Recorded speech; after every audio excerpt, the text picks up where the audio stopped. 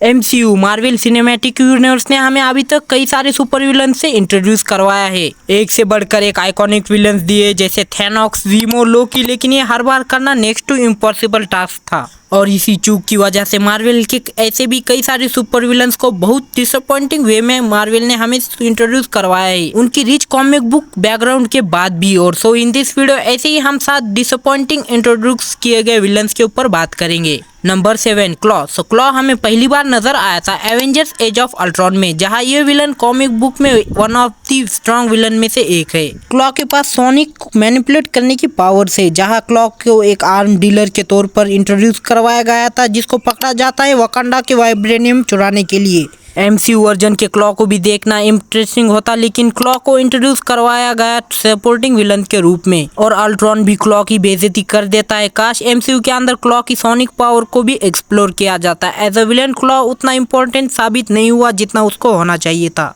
Number 6 crow. सो जब eternals movie announce हुई थी तभी से रूमर्स थे कि क्रो अपना एमसीयू डेब्यूट करने वाला है इसी मूवी से। सो क्रो कॉमिक बुक में लीडर होता है डेविएंट्स का, जो कि एनिमी होते हैं इटर्नल्स के। क्रो एमसीयू कॉमिक्स में अच्छी खासी अपनी खुद की हिस्ट्री रखता है और आप बहुत सारी एबिलिटीज भी, लेकिन एज एमसीयू फैंस हमें उसकी तरफ से कुछ इतना खास देखने नहीं मिला। क्रो इटर्नल्स में सिर्फ एक कैमियो रोल में नजर आया था, जिस वजह से क्रो एक one of the forgotten villain साबित हुआ था और वेस्टेड भी। नंबर 5 मेलिकिथ। सो ये विलन इंट्रोड्यूस हुआ था Thor the dark world movie में। ये मूवी अपने आप में ही एक वर्स्ट मूवी थी, जो कि थॉर की सेकेंड मूवी थी। इस मूवी में मेलिकिथ एज अ मेन विलन हमें इंट्रोड्यूस करवाया गया था, लेकिन इस कैरेक्टर को कैरेक्टर डेवलपमेंट टाइम और वो ऑरा कभी मिला ही नहीं जो ये character as a villain deserve करता था। ये विलन इतना बुरा था कि इसको आज तक कोई याद नहीं रख पाया। मेलिकिथ का इंट्रोडक्शन वर्स्ट इंट्रोडक्शन था एमसीयू के अंदर। हल्क। जी हाँ, गाली मत दो। So here is the explanation. तो हल्क अपनी कॉमिक वर्ल्ड वॉर हल्क के दौरान लगभग कंट्रोल से बाहर चला जाता है और वॉर डिक्लेयर कर देता है एवेंजर्स के ऊपर।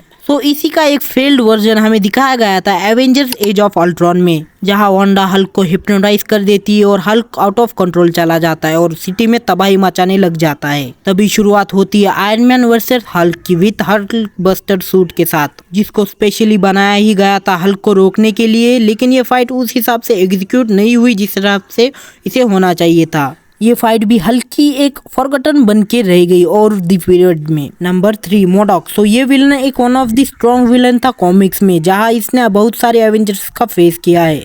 लेकिन जब अनाउंस हुआ था कि ये कैरेक्टर अपना डेब्यूट कर रहा है एंटमैन एंड द वॉस्प क्वांटमैनिया में, तो सब लोग एक्साइटेड थे कि मार्वल इस विलन को कैसे अडेप्ट करेगा फनी शेप में होते हुए भी। लेकिन मार्वल ने मोडॉक की ओरिजिनल स्टोरी ही बदल डाली, वो भी बहुत अनकन्वेंशनल वे में, जिस वजह से ये कैरेक्टर एक डिसअपॉइंटिंग इंट्रोडक्शन से ज्यादा और कुछ नहीं था। Number 2 Dormammu. सो हम डोरमामू के इंट्रोडक्शन को इंट्रोडक्शन की तरह नहीं ले सकते। डोरमामू फर्स्ट अपीयर हुआ था डॉक्टर स्ट्रेंज की मूवी में एज अ कैमियो रोल में, और पूरे एमसीयू में कुछ कैरेक्टर ही होंगे जो डोरमामू के लेवल के होंगे। डोरमामू आया तो था अर्थ पे अपना कब्जा करने के लिए, लेकिन आपने डॉक्टर स्टीफन स्ट्रेंज डोरमामू को इरिटेट करके उसके साथ बार्गेनिंग करके अर्थ को बचा लेते हैं टाइम स्टोन के सहारे से। लेकिन ये भी एक बहुत ही अनकन्वेंशनल था कि इतना बड़ा विलन इन्फिनिटी में फंस गया विदाउट रियलाइजेशन। डोरमामू अभी तक के लिए तो एमसीयू में नहीं है और एक डिसअपॉइंटिंग इंट्रोडक्शन की तरह हो गया है, लेकिन जल्दी ही डोरमामू अपनी एंट्री ले सकता है एमसीयू के अंदर एज अ बिग डैडी।